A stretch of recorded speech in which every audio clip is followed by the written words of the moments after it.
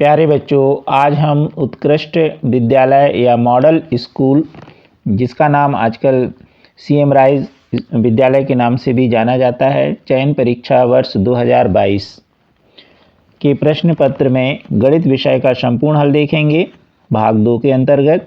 इसके पहले आपने भाग 1 में अन्य विषयों का संपूर्ण हल देखा। आपको जो प्रश्न पत्र प्राप्त होगा उसमें कुल 100 प्रश्न रहेंगे। 15 प्रश्न हिंदी, अंग्रेजी, पर्यावरण और सामान्य ज्ञान के होंगे। विज्ञान और गणित के 20-20 प्रश्न होंगे।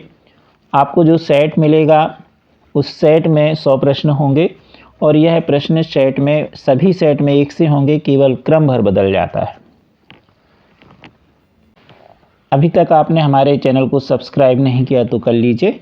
अब देखेंगे हम गणित वाला भाग। प्रश्न 81, निम्नलिखित में कौन सा गुण पतंग का नहीं है? तो पतंग का चित्र आप जानते हैं इस तरह से बनता है। अब इसमें जो विकल्प दिए हैं हम देखें। पहला विकल्प है एक पतंग की 4 भुजाएं होती हैं, तो ये सही है। हमको कौन सा देखना है? जो पतंग का गुण नहीं है। अब बी नंबर क्या है? इसमें समान लंबाई की संलग्न भुजाओं के 2 अलग अलग जोड़े होते हैं, तो आप देखिए जोड़े हैं। अब देखें हम सी नंबर वाला विकल्प, एक वर्ग एक पतंग होता है, तो ध्यान से देखिए ये वर्ग नहीं है, यानी यह विकल्प सही माना जाएगा सी नंबर वाला। और डी वाला क्या है? एक समांतर चतुर्भुज एक पतंग होता है, तो यह समांतर चतुर्भुज है। तो इस तरह से 3 विकल्प जो हैं पतंग की परिभाषा को लागू करते हैं और एक नहीं। हमें नहीं वाला सिलेक्ट करना था, इसलिए सी वाला इसका उत्तर सही होगा। अब देखें 82 नंबर वाला प्रश्न, अगर किसी वृत्त की त्रिज्या को दुगना कर दिया जाए तो वृत्त की परिधि होगी 4 गुना, दुगना, आधी या इनमें से कोई नहीं। तो पहले देखें परिधि का सूत्र 2πr। अब r यानी त्रिज्या दुगनी कर देंगे, r की जगह हम कोष्टक में 2r रखेंगे, नीचे हमने रखा है।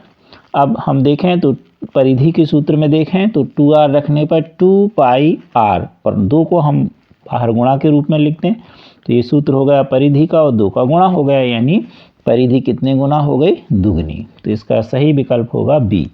मान लीजिए क्षेत्रफल आए तो वृत्त का क्षेत्रफल का सूत्र होता है πr वर्ग। यहाँ पर r की जगह हम कोष्टक में 2r लिखेंगे या 2r और कोष्टक के बाहर हम 2 की घात लगा देंगे। जैसे ही हम घात लगाएंगे तो 2 का वर्ग होगा 4 और r का होगा r वर्ग। अब इसे हम लिख सकते हैं πr वर्ग गुणे 4, यानी क्षेत्रफल कितना हो जाएगा? 4 गुना। मान लीजिए यहाँ तिगुना लिखा होता तो परिधि होती तिगुनी और जब 3 का वर्ग करते तो कितना हो जाता? 9 गुना, यानी क्षेत्रफल कितना होगा? 9 गुना। तो इस तरह परिधि उतनी ही गुना हो जाएगी जितनी गुना त्रिज्या की जाएगी, लेकिन क्षेत्रफल उसके वर्ग के बराबर गुना हो जाएगा। अब देखें हम प्रश्न अगला 83, 2/3xy गुणे 9/10x वर्ग y वर्ग का गुणनफल क्या होगा? तो हम यहाँ पहले गुणा कर लें और फिर हम जो विकल्प है उसको देखें। तो 2/3 गुणे xy भी बोल सकते हैं, xy बोल सकते हैं, गुणित 9/10 x वर्ग y वर्ग।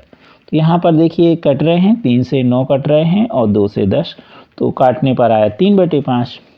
अब गुणा में यदि आधार समान है तो घातें जुड़ जाती हैं, तो यहाँ x और यहाँ x वर्ग, तो x पे आ जाएगी 3 की घात और y गुणे y वर्ग, तो y पर 3 की घात। तो इसका सही उत्तर होगा 3/5 x घन y घन। 2 की घात को वर्ग और 3 की घात को घन पढ़ते हैं। इंग्लिश में 2 की घात को स्क्वायर और 3 की घात को क्यूब पढ़ते हैं। अब देखें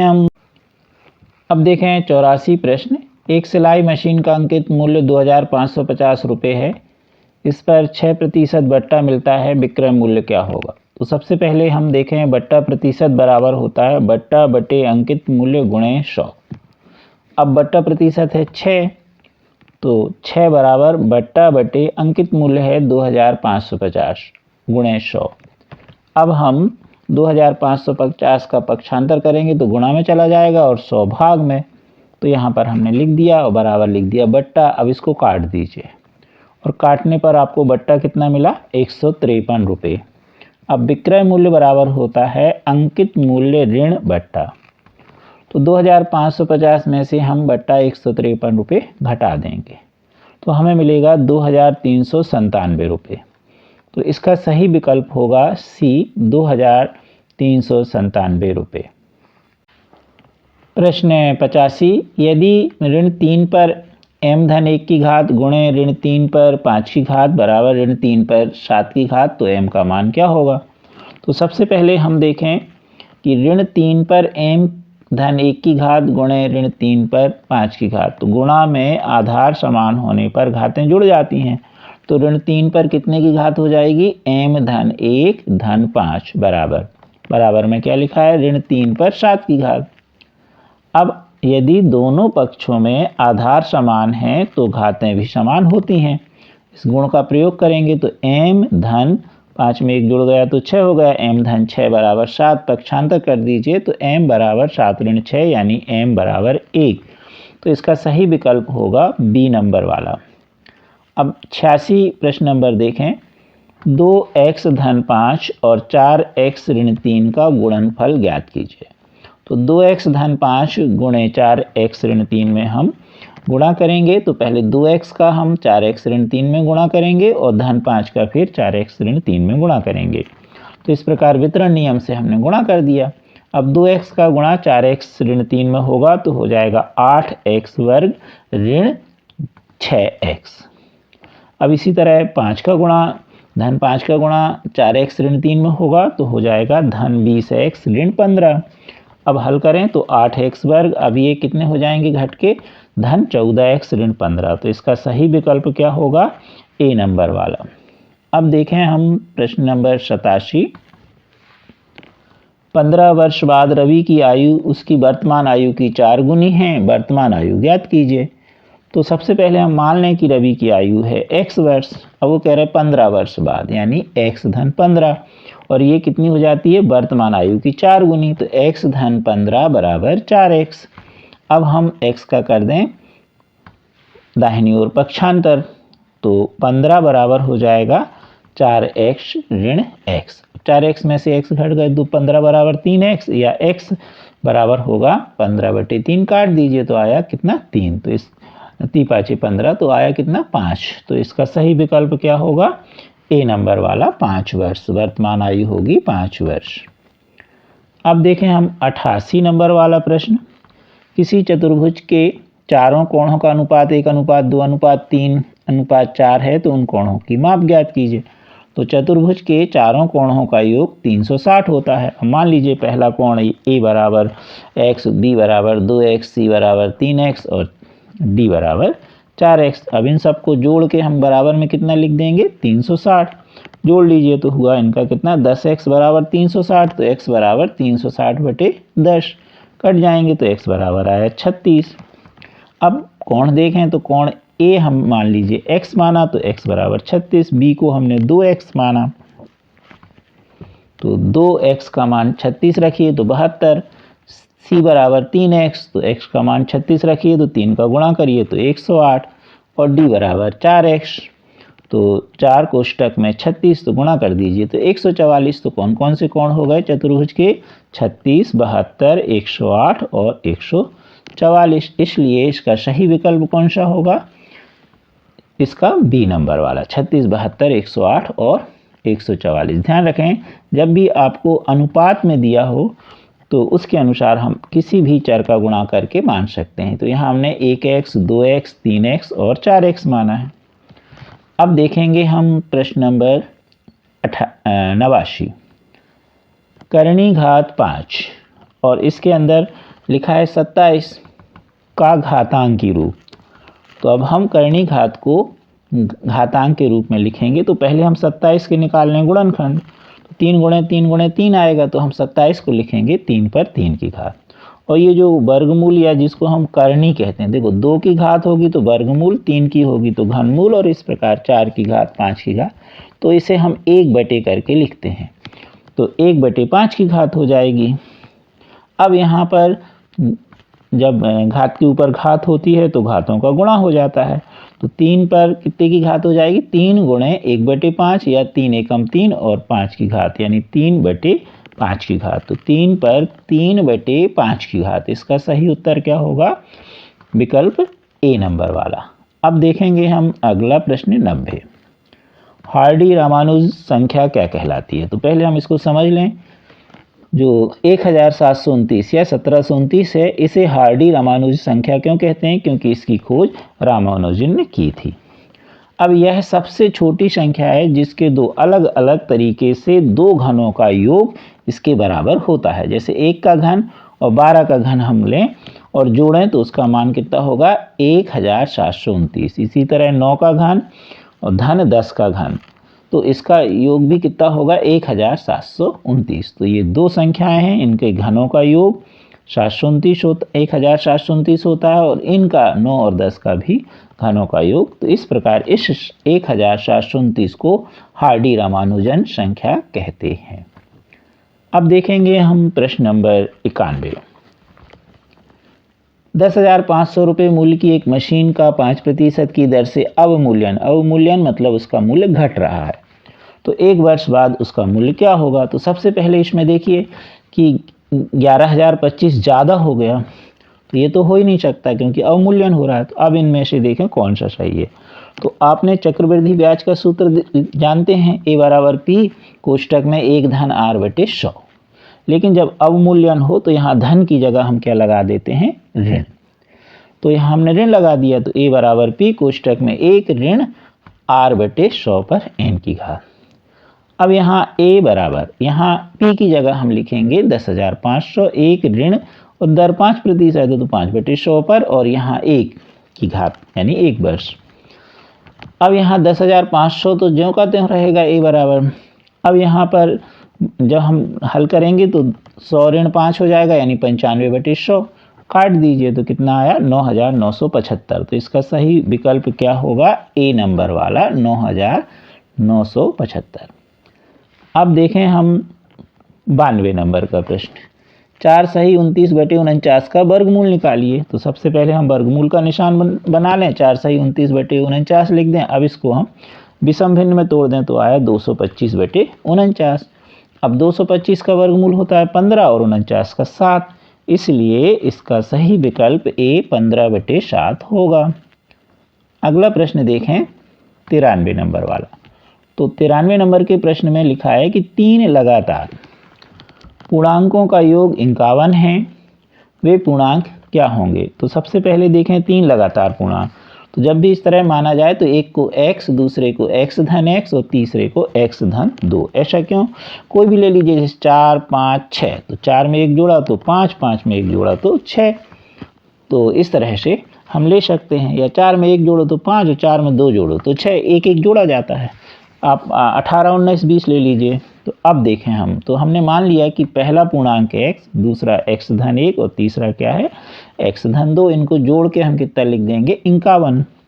कोष्टक हटा के लिख दें तो x धन 1 धन x धन 2 बराबर 5। अब हल करें तो x 3 जगह लिखे तो जोड़ के हो गया 3x धन 1 धन 2, तो हो गया धन 3 बराबर 51।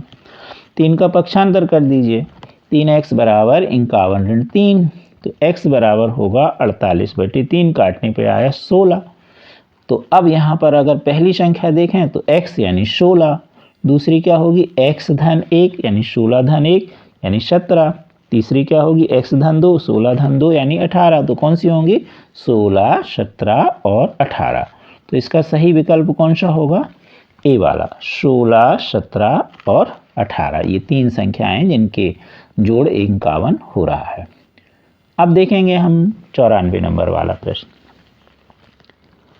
एक समांतर चतुर्भुज का क्षेत्रफल 4608 वर्ग सेंटीमीटर है, उसका आधार 36 सेंटीमीटर है, तो आपको इसकी ऊंचाई बताना है। तो सबसे पहले हम समांतर चतुर्भुज का क्षेत्रफल का सूत्र देखें। तो समांतर चतुर्भुज का क्षेत्रफल बराबर आधार गुणे ऊंचाई। क्षेत्रफल दिया है 4608 बराबर आधार दिया है 36 गुणे ऊंचाई। 36 का पक्षांतर कर दीजिए, 4608/36 बराबर ऊंचाई। अब काट दीजिए तो काटने पे कितना आया? 128। तो इसका सही विकल्प क्या होगा? सी वाला 128। अगला प्रश्न देखें हम 95 नंबर वाला। निम्नलिखित में कौन सी संख्या पूर्ण घन नहीं है? अब पूर्ण घन में क्या करते हैं? हम अभाज्य गुणनखंड निकालते हैं और 3 3 की जोड़ियां बनाते हैं। तो यहाँ पर हम देखें 2197 के गुणनखंड आ रहे हैं अभाज्य 13 गुणे 13 गुणे 13 बन रही है जोड़ी, इसलिए इसका घनमूल होगा 13। अब देखें 1331 तो इसके भी हो रहा है 11 गुणे 11 गुणे 11। 343 को देखें तो इसके भी हो रहा है 7 गुणे 7 गुणे 7, परंतु 529 के हो रहा है 23 गुणे 23, यानी इसके 3 गुणनखंड समान नहीं बन रहे, इसलिए यह पूर्ण घन नहीं होगा। अब देखेंगे हम प्रश्न नंबर 96। निम्न में से कौन सी जोड़ी पाइथागोरस त्रिक की नहीं है? तो जो भी आपको पाइथागोरस त्रिक दी हो उसमें बड़ी संख्या लेनी है, तो बड़ी संख्या का वर्ग और अन्य जो दो संख्याएं हैं उनके वर्गों के योग के बराबर होना चाहिए। अगर ऐसा है तो पाइथागोरस त्रिक कहलाएगी, नहीं तो नहीं। 3 4 5 में कौन बड़ा है? 5, 5 का वर्ग तो बराबर 3 का वर्ग धन 4 का वर्ग। अब हल करके देखें तो 5 का 25, 3 का 9 और 4 का 16, 16 और 9 कितने होते? 25। तो ये पाइथागोरस त्रिक है। अब बी नंबर वाला देखें 4 5 6 में बड़ा कौन है? 6, तो 6 का वर्ग बराबर 4 का वर्ग धन 5 का वर्ग। 6 का होता है 36, 4 का 16 और 5 का 25। अब 16 में 25 जोड़ें तो क्या 36 हो रहा है? नहीं हो रहा, तो यह पाइथागोरस त्रिक नहीं है, इसलिए इसका बी सही है। अब हमने सी और डी भी हल करके यहाँ पर दे दिया है, तो ये देखो इसमें पाइथागोरस त्रिक लग रही है, तो 3 में लग रही है और बी वाले में नहीं लग रही। अब देखें हम 97 नंबर का क्वेश्चन। वह छोटी से छोटी संख्या ज्ञात करो जिसका 192 में गुणा करने से गुणनफल पूर्ण वर्ग बन जाए। तो सबसे पहले हम 192 के गुणनखंड निकाल लेंगे।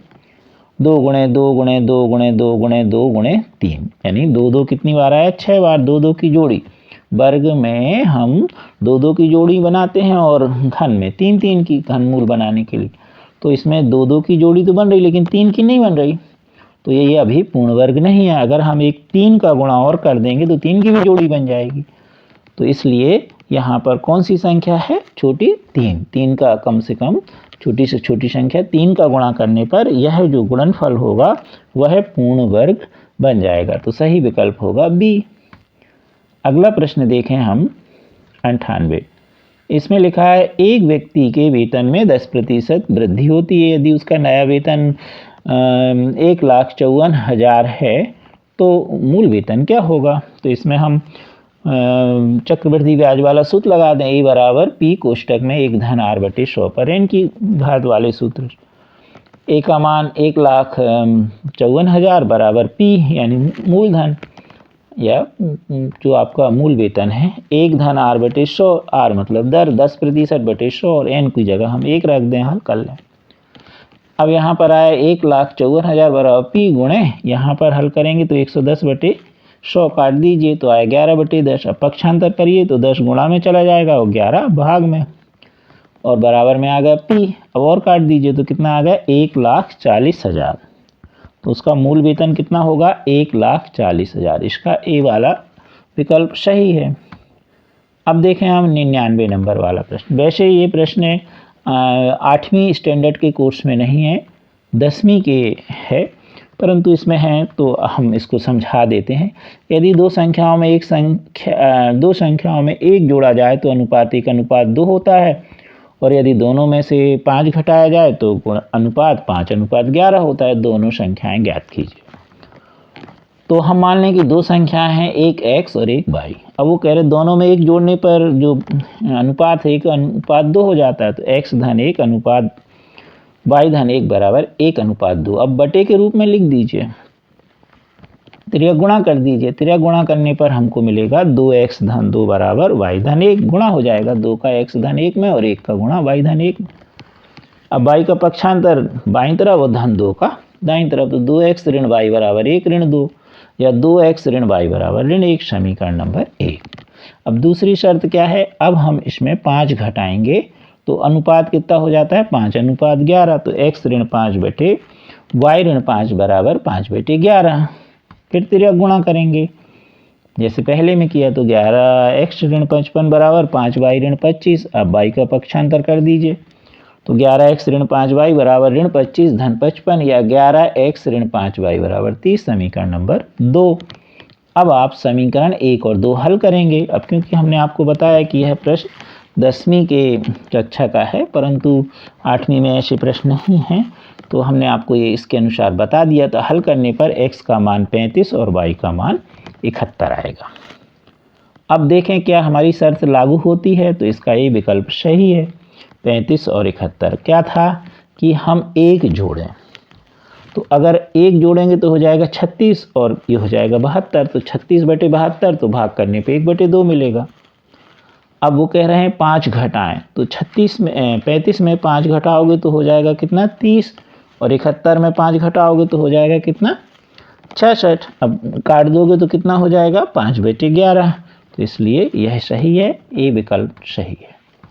35 और 71 संख्या। अब अंतिम प्रश्न देखें हम। 100वां प्रश्न, एक चित्र बना है। इस चित्र में लिखा है कि x का मान निकालिए जबकि L समांतर M। तो ये एक चित्र है, यहाँ पर ये कोण 110 है, तो वास्तव में ये संगत कोण होंगे, इसलिए x का मान भी 110 होगा, इसलिए इसका B वाला विकल्प सही है।